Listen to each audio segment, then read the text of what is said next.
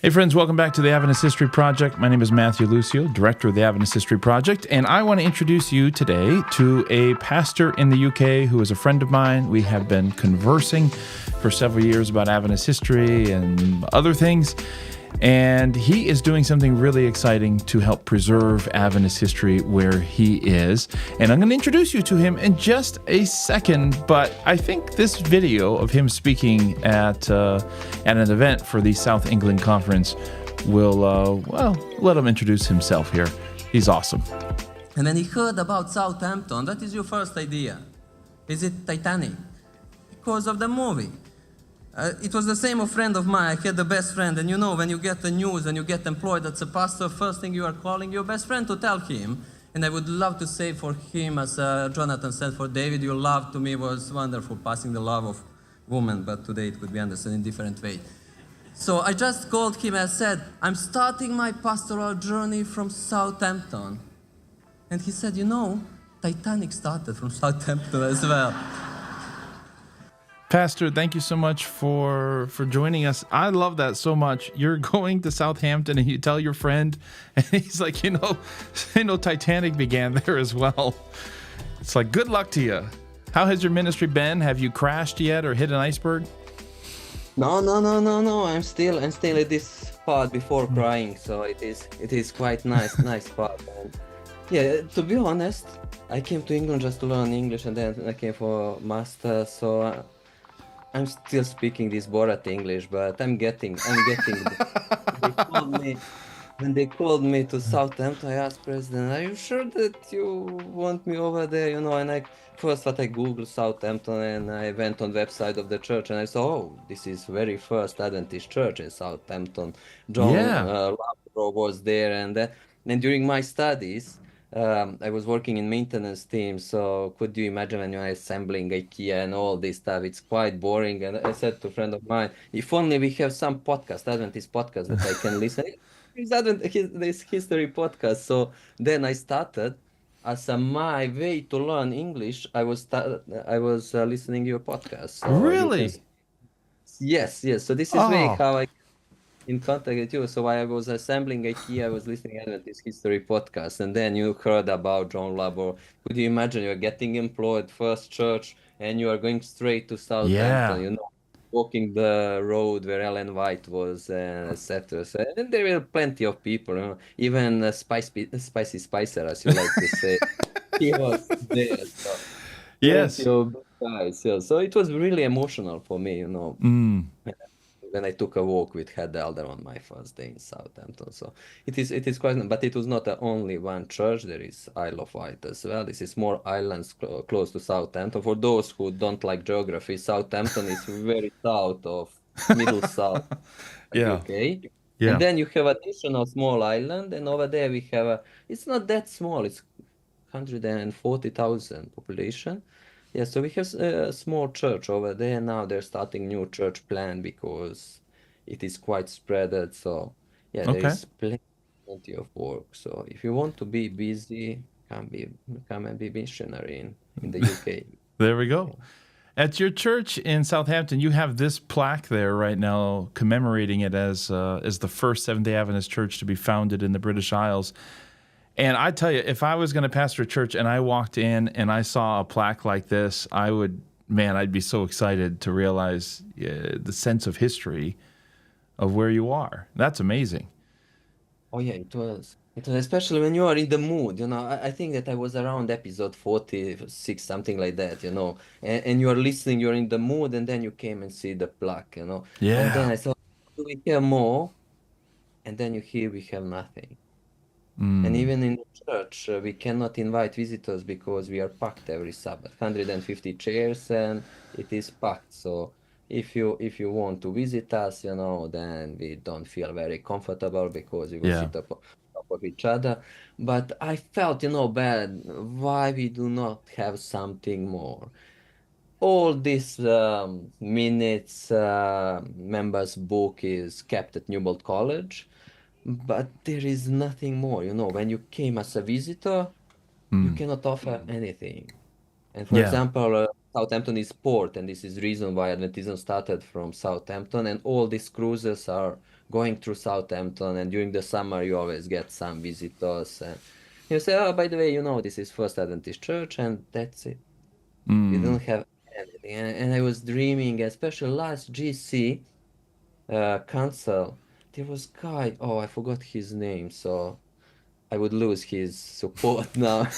Marcus, Marcus, and some German family name. It's quite complicated for my tongue. So he's for Adventist Yes. Heritage, Yeah. and he has such a moving presentation. I said, okay, I'm going to copy it. I'm going to try it. And I heard that they have Heritage Center. In meantime, we were looking for bigger church because the space is not enough for us. So I heard from agent that very soon the church will be on sale. And this church is just across the road of historical place where John Laboro rented this Ravenswood building. So I said, wow, this is opportunity for us. But all what we have is pocket full of dreams, with Yes. money for that. As often is going because majority of members in the UK is first or second generation immigrants. So when you are set yourself, you cannot support church that much. So financially, you don't have potential in comparison to the number of members that you have. But idea was something very catchy for me. I was doing some research during the summer, and when I saw this video, I said, okay, we need to go this route, and just to try. You cannot lose anything. It Yeah. is above our potential. Maybe if I share from, Sure. yeah, let me share the few images of the church. That would be Yeah, so great. this church that was on sale. It's cute church, 500 seats. You have additional rooms, and my dream is to have media room as well, because before I become pastor, I had some media experience. So here on the back, you have sport hall, size of the badminton court, as you can see here. The church has a badminton court. Nice. Yes. So you can see, and Huh. theater, stage. So it is like something complete when you can have all sorts of events. You can have John Laboro Memorial Tournament in table tennis, because Adventist sport #1. Yeah, so later on, maybe I will tell you a story about this stained glass window. Okay. It's packed of history. Yeah. Southampton is packed of Adventist history, but we do not have anything to show. You Okay. need to study and bring pieces together.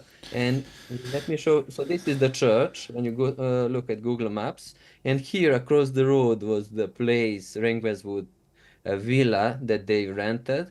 In different sources, it said Ringwestwood Cottage or the villa, but this is the same place. So it was here. And across the road, there were 3 houses of the same shape. So this house looks almost the same as the Ringwestwood. And here is the church that we are buying now. Our offer is accepted. So we are just waiting for some surveys to be done, and unfortunately we will need to sell our church. But it is literally across the road of historical place. You cannot knock down all these flats to build our heritage course. center. This is close enough to be there. And Okay. it is potential to build something big, but it takes a lot of time and a lot of money. During the COVID, this church was quoted by homeless, because URC church, they stopped worshiping, I think, around 5 years ago. And then it was not attended, so homeless went in. Brother and I, we went, while homeless were in, just to see how it looks like. And because of copper, they took electricity. Everything is taken, so it's just a shelter. It all got scrapped. So you need at least £500,000. I don't know how much it's in dollars here, but just to renovate. $20. Might be a little bit more than that. So let me just summarize this for people who are listening. Basically, you guys have outgrown the church that you guys are in now. You found a church down the road that is larger, and it just needs a little bit of work done to it. And this new church is right across the street from where this first mission was set up in the UK when the Adventists first landed there. William Ings, John Loughborough. And thank you. You have not said his name yet, but another pivotal player here, of course, is Judson Washburn. And I appreciate you sparing my feelings about Washburn. Even though I know he did some good work there, I got to give him credit for that. But But anyways, you're right across the street from where Adventism started in the UK, and you want to dedicate a portion of this new church that you just showed us to commemorating the arrival of Adventism in the UK. Yes, to be honest, Andrews, he came, but I think that he was only for a few Yes. days. He wanted to Yeah. visit. So it was a few years before, but let's say 1878 is the year when Adventism started. First baptism happened in 1880s on February the 8th. So now on February the 8th, we are going to have two ladies baptized to have like small celebration, 145 years. That's And when I great. mentioned it, and they say, okay, we want to have this. And Sarah Peppers, I think that Sarah Peppers was the lady who was baptized, one of the first people to be baptized. And when Ellen White came in 1885, she went to visit her and they had a dinner, and it is just down the road. This house is still there. There is some Really? takeaway. Yeah. Let me show you again on. Oh, I'm excited. So the first convert in the UK, her house is still standing? Yes. Actually, a few people have been baptized on that day, so we don't know who have been first baptized. Yeah, I but see. she is a first She convert, was and among the first, yeah. for literature, yes, she was for literature. So now our church is just down the road, 300 meters, and it was bought after the work of Washburn. I know that we have different opinion Okay, there about. we are. Yeah, so this is our current church in 1895. So it is not very first building, because close to Grimsby, somewhere in Midlands, they built their own church few years before us. So we don't have historical place, and unfortunately, we are going to sell this church after 130. So here, from this church, there is takeaway here, and this is the church where this. Where the chicken shack is? Yes, and Ellen White was vegetarian in that times. I'm sure that same chicken shack was still there when Ellen White was there. Exactly. Yes. So this is the one. Yeah, and here on number 120 was the place, because Ravenswood Cottage was too expensive for them. So for a few years before they purchased the church, they have been in the back room of this family here. I didn't find the name of the family. Yeah, but all road is quite packed, and if you go just a little bit further, you can find a small land where they pitched the first tent. Yeah, let me go. Yeah, so here, when I recorded with my elder, here was some billboard with bad boys. You remember this movie? Yeah. So when we have been recording, it was Yeah, so on this place, John Laboro pitched the tent, but he didn't know if you pitch the tent in the UK, you cannot expect people coming as it is in America. Why? Because here it is dedicated for lower caste and for circus. So they would not hear dogs. And it was huge disappointment for them. And plus British weather is not a pleasant one. So it's quite rainy. So all street is packed with history. And this is our dream, to have this heritage center, and then you can have presentation with the people. And after that, you can take a walk down the road and say, okay, here across the road was first person baptized. Washburn bought this church. Actually, they bought after he left. So it was not directly purchasing of him, and then Ellen White had dinner in this house. They Yeah. First 10 meeting happened here, and then you go a little bit further, and there is place where it was Philharmonic Hall, and Ellen White had campaign over there. 600 people attended. She wrote about how she felt unwell, and they prayed. And, it brings you some emotion. I came from south of Europe, Croatia, Serbia, from this part, and we were just reading and listening about Ellen White. We didn't have, physical touch. And now when you came from that context, and wow, she was walking down the road, you feel at home. Yes. Despite that I speak English with each of my sentence, I feel local. I'm walking in the shoes of those great people. So I think for our people across the Britain, it would be interesting to come and see, to have this trip, and also for Americans, because a lot of Americans are taking cruise trips. And Southampton is main stop. Of course. And they would come to our church because it's walking distance. And then could you imagine, instead of just showing the plaque, you can say, okay, let me give you a tour. Yes. And then they have a proper tour in Southampton about about even Adventist history. And by the way, you know that Adventism started from Southampton, not from America. I don't know, have you heard about this fact? Yeah, Mayflower. Yeah, Hmm. Titanic is popular because of the movie, but Mayflower, actually, all important stuff in Southampton is called Mayflower because we are proud of Okay. Mayflower. Yeah, yeah, And yeah. Mayflower is the vessel that brought first pilgrimage fathers to US, and on this vessel, one baby was born, Peregrine White, the son of William White. Yes. And he kept the shoes of his father, like memorial. You remember when Joshua Y- was crossing the Jordan and he took these 12 stones? So this Yeah. guy didn't have stones, so he kept the shoes of his father.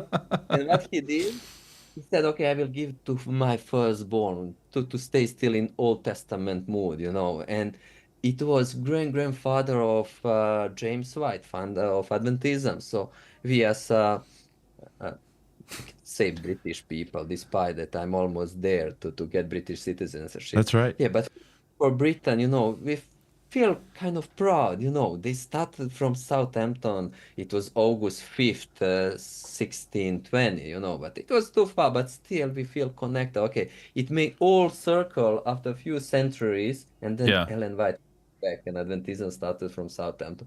So I think this story would be quite interesting to hear for all Mm. Adventists across the world. And no, cruisers are quite popular today. So Yeah. if they know about that, maybe it would navigate them to take this route.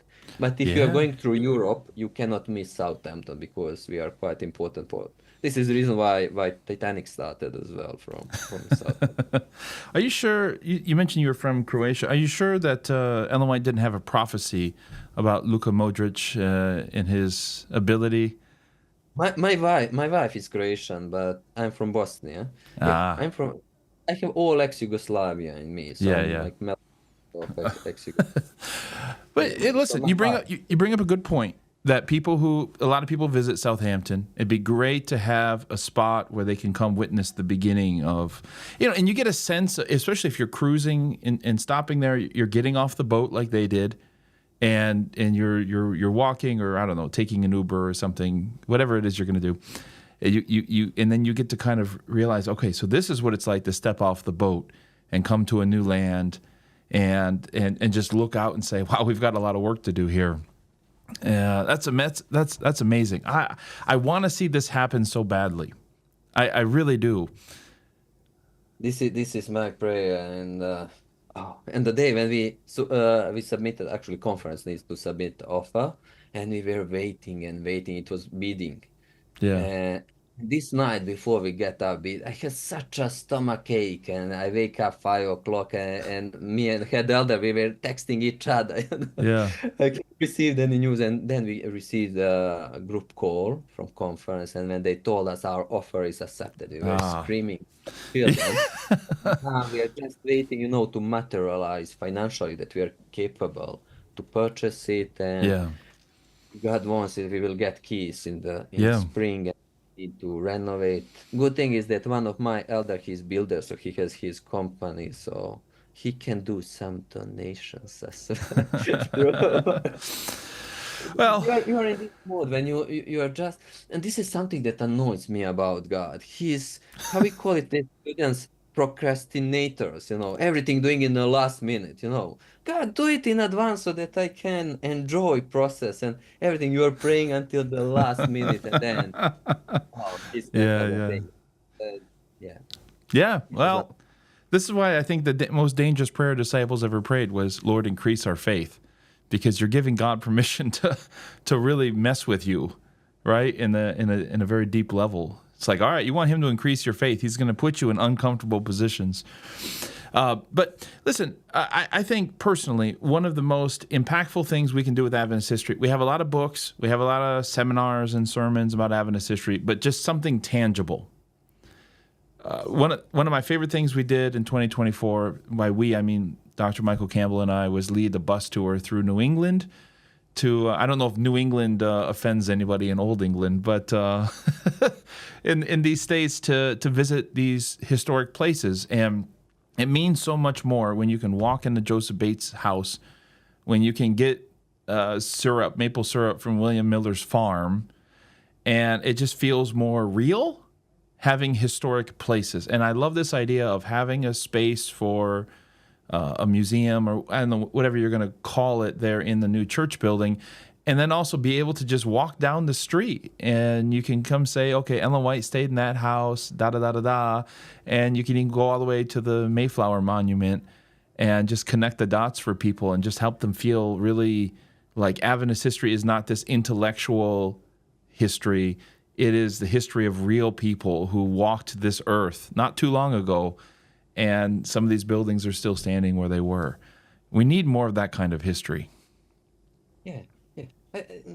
Even Ellen White was talking about that, and Marcus, he used this quote when she was promoting the book about John Lubbock, and he said, we need to keep it in front of our eyes, especially in the context of UK, when you have a majority of church population is first or second generation immigrants, and your kids, they consider, oh, this is something that my parents brought from Croatia, from Philippines, Africa, Caribbeans, Yeah. and they want to be local and they want to detach themselves somehow from this story, they want to be cool for their friends here.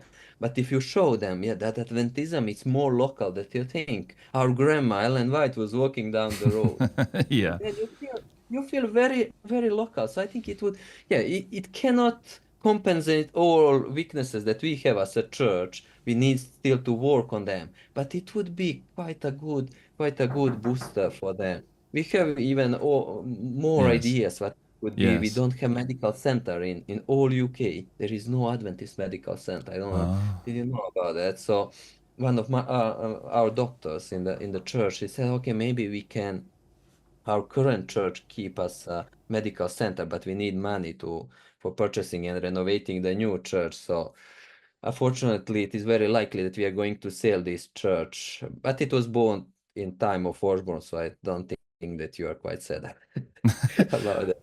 No, it's okay. Look, I accept the good things Washburn did. All right.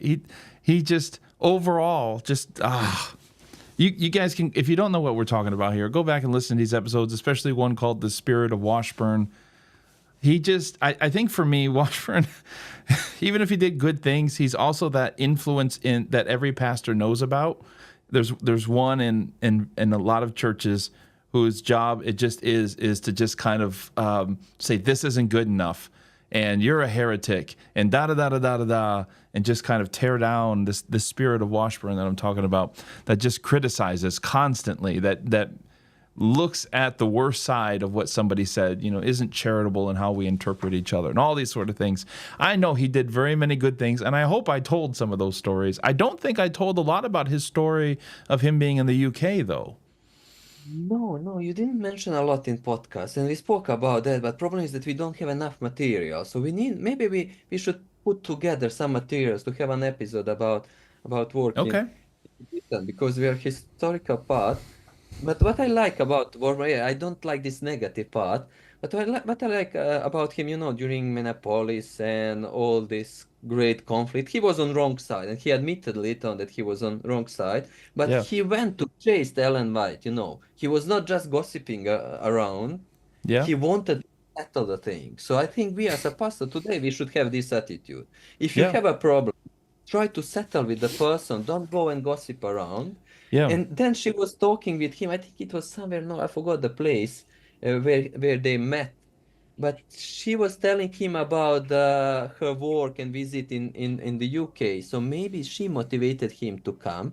And he was very useful, despite Yeah. when you are reading his letter to Ellen White after he's leaving Southampton. He said, yeah, I was following your instruction to have the best place, Yeah. but it's poorly done, and still you can feel that he's a little bit above the story and other are Yeah. not doing a good job.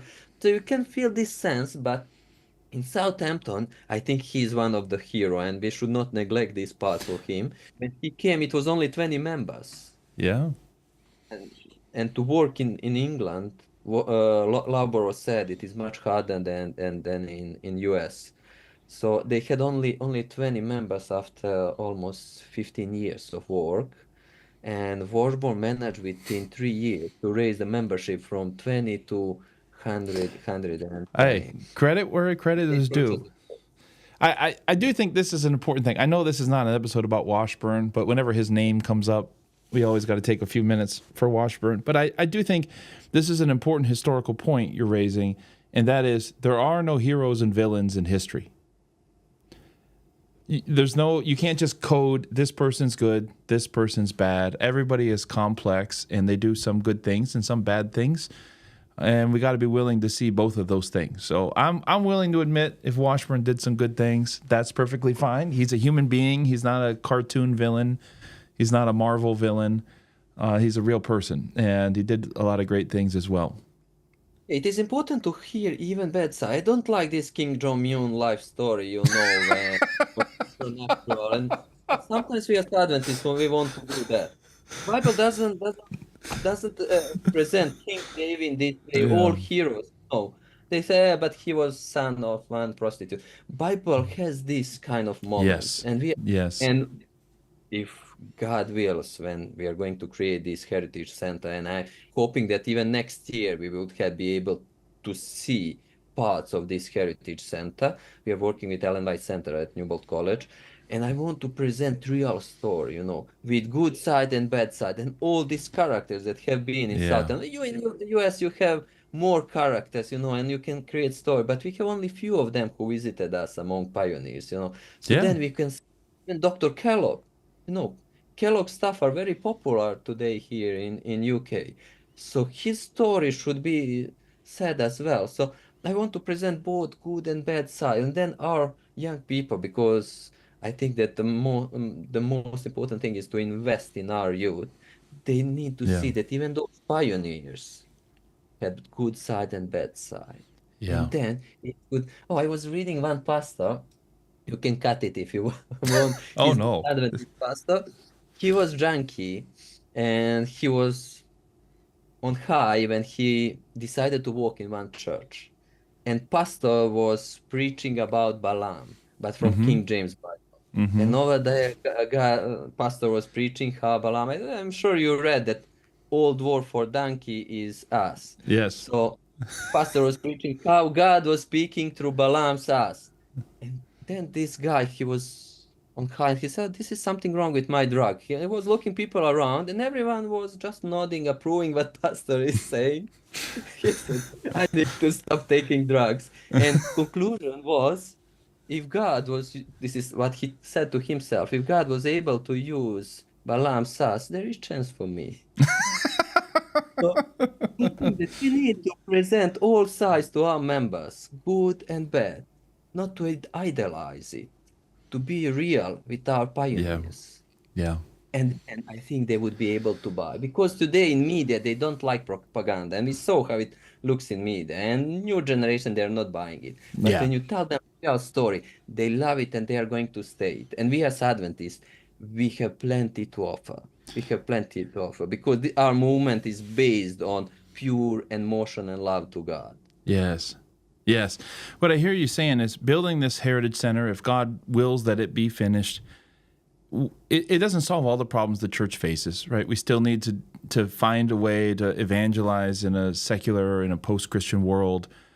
But it can help because it connects, especially young people, with the past and those who have gone before.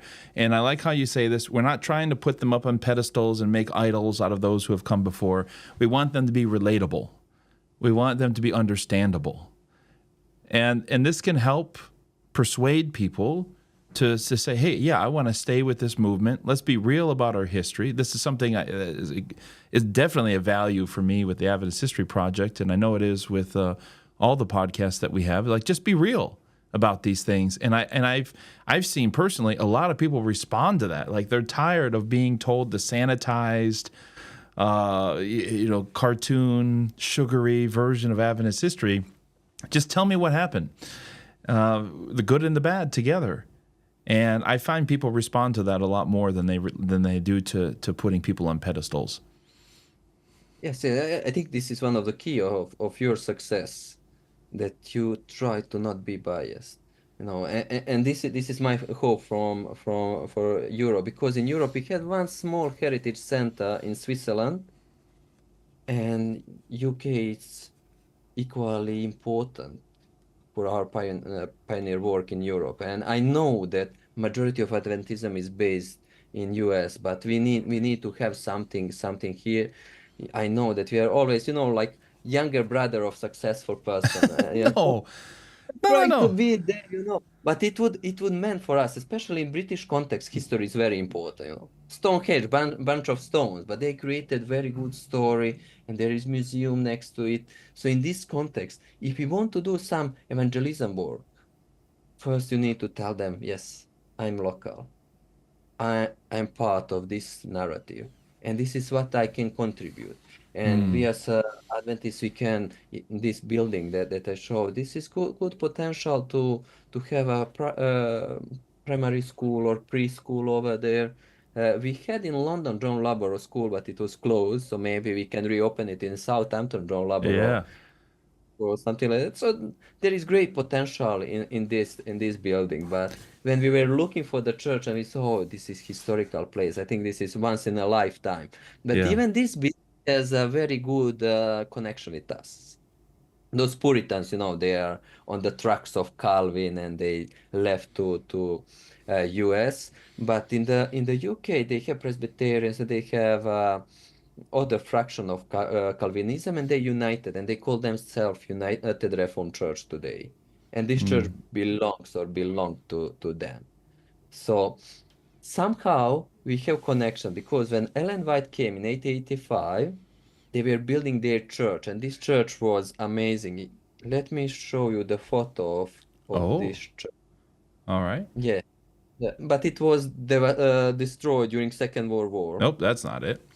Okay, so Tell me when you're ready. I'm switching to our text messages and stuff. There we so go. here. Now we're ready. Here you can see this is the original United Reformed Church that was opened when Ellen White visited. And it was just across the road of this place where they pitched the first tent. Okay, so this So is it's the not on the original same. church. It was built just after they got there. It looks like 1884, 1885. So they were in Yes, yes. Southampton a few years before this was built. Yeah, so when Ellen White visited, she visited twice in 1885 and 1887. So she remembers this building. And in heaven, I'm going to ask her about does There she you have go. a memory of that? Oops. And in the new church, if you remember the stained glass window that I Oh, yeah, said, yeah, yeah. Here. glass window, and here you can see the old church burning, and the Huh. new church is there with this stained glass window here. So this is what we can see. And on the bottom said, together for an habitation of God. And they opened the new church. It was 1956, more than 10 years after the first one was destroyed. And for more than 10 years, they worshipped in our church. On Sunday we had worship, on Saturday. So together for an habitation of God is because few churches get together to build a new Yeah. building. So even with this church we have historical connections, because we are this sister helping them to bring front of Jesus this new church. So even in that building, despite that it's not that old, we have our Yeah, our yeah. part.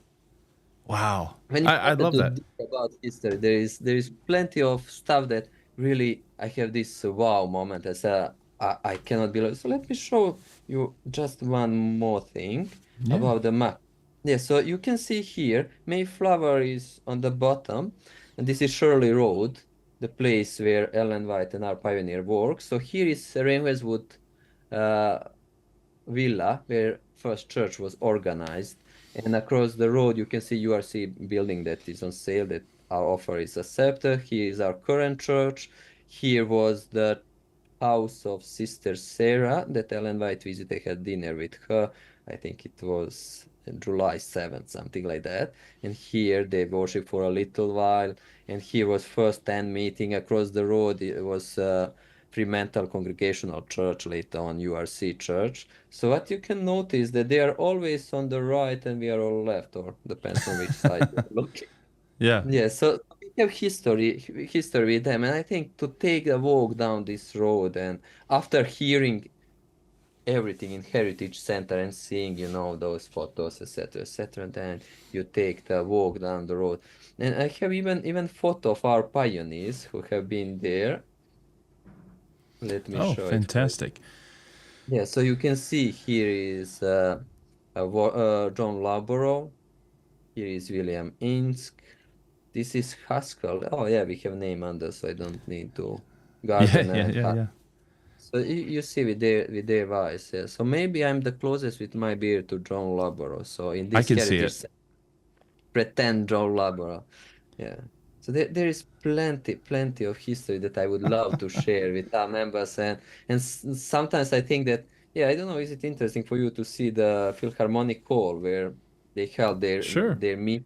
So Ellen White was had their meetings, and during the time of Washburn, they needed to hold 4 meetings in one smaller room, and this is the reason why they went into the biggest room. It's like theater, so there Yeah. is.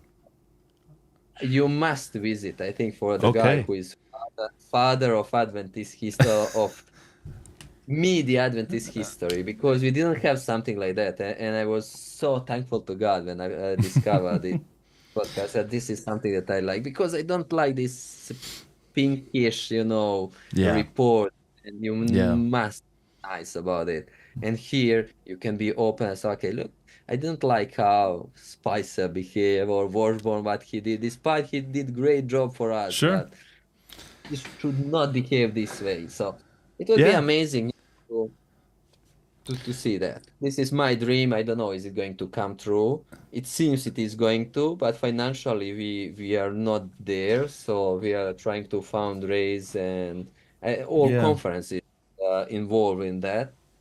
So So each so let's be contribute. clear about the steps here. You guys, the offer has been accepted on the church, but you still need £500,000 or so to renovate it. Is that £500,000 include money to make this heritage center, or is that going to be a third step? Yeah, it would be third step, but we would start as we are going. We would start with the simple stuff, to print the images with the text. So it would not take a lot of money, to heritage. And so we are trying to fit in everything. So first step would be to renovate the church and toilet so that worship place. And after that, we are going to renovate sport hall, and we are going to renovate this additional room. And as we are renovating each area, then we can build a heritage center room. And my idea is even those corridors, because we will have sport hall, and when you have sport hall, you have all locals people coming to play, and also choir and this kind of stuff in sport hall. So I want these corridors to be memorial corridors. When you're, you Ah, saw the photos of Titanic Museum, you don't have plenty of stuff, tangible stuff, yeah. but photos and text on the walls are something that sticks in your minds. We are not aware how much it would stick in our mind, and it is quite important to tell people, especially when you hear the pastor who is not local. You cannot notice my British accent, but people know that I'm not local. But if they saw that Adventism is not something that they immigrated in our country from Croatia, from Bosnia, so yeah, they can worship, they can have their time, but it's not important for us as a locals. But if they saw, Mm-hmm. oh, this something local, this is 100 Mm. I years love here, that. this I want. And then if you came in our church, you have over 20 nations. So you see that this is not something African, Caribbean, European. This is something international. Yeah. So people get curious to see what is Yeah. gluing them. And something that catch my ear is, we have our WhatsApp group of all pastors and ministers of all denominations in Southampton. And I went on one of those meetings just to chat with, colleagues, and I spoke with Anglican vicar, as they call it, their Mm-hmm. pastor. And I said, oh, but how is going about the mission? Is there chance to, this younger generation? Now Britain is only less than 50% Christian. So Christians are minority. I said, is there chance for us to do some outreach? And he said, yes, young people are very keen Yeah. on going to church, but they don't like Anglican church because it is connected to government. And Mm. he said, you have more chance to approach them. So we need to use this opportunity. And I saw people like family atmosphere. Yeah. They don't want to be, exposed to something mystical, to something that is completely perfect without any mistake. When they saw that you are man of flesh and that you have your weaknesses and that you are fighting it with Jesus Christ, they want to be part of that because they didn't came in the church to show off as this young man and approach the Yeah. Jesus as, okay, let me tick the box and show off example of the saved person. This is not what we need. We want to approach those who are starving for Jesus, and they say, okay, I see people who are fighting and they are there, and then they say history, and you say, okay, you see how they were fighting for us to have it today. Yeah. Because they are asking 1 million for the church, and we cannot get for our small church this amount of money, but we will need to sell it because we don't have capacity, to Right. run to building, neither to have it. But yeah, it is a little bit sad, but we try to get in touch with those huge medical centers, and if they want to open something in the UK, you never know, maybe someone is listening. So if you feel moved and you want to start medical ministry in Southampton, Center of Influence, whatever, we can sell you our church if you want. There you go. Give you this. Give you a discount. I can discount it. Yeah, so this is some of stuff that it is waiting for us during this summer. Sale of our church, purchasing of new one, renovating, and then in the same time I'm going to work with the guys from Ellen White Center, from Heritage Center also. I will nag you for some information, that we have something proper in our church. So we will see. Very good.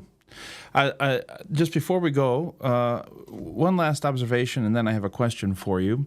The observation is, I really appreciate what you said about we need to, I think in the States, maybe we need to make Adventist history international, because I think we're accustomed to Adventist history being national, taking place in the States.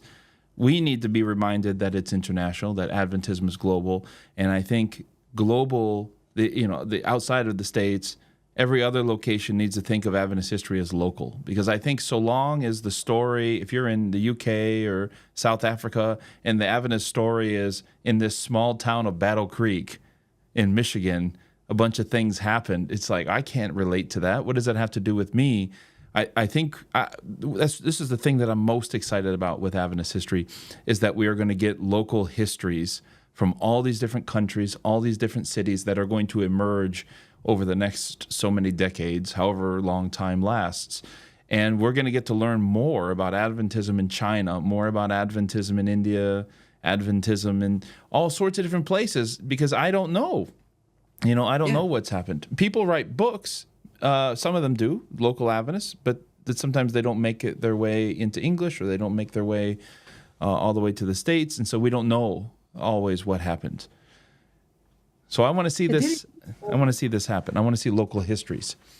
Yeah, I hope that Marcus and all team would trigger people across the world to do as they trigger us. We were dreaming, and then we saw this present and said, okay, yeah, so we are not alone in this idea. And when I have been in India on a mission trip in New Delhi, we have been in New Delhi, Gorakhpur, Varanasi, and then I have been in New Delhi, I think it was Union Building.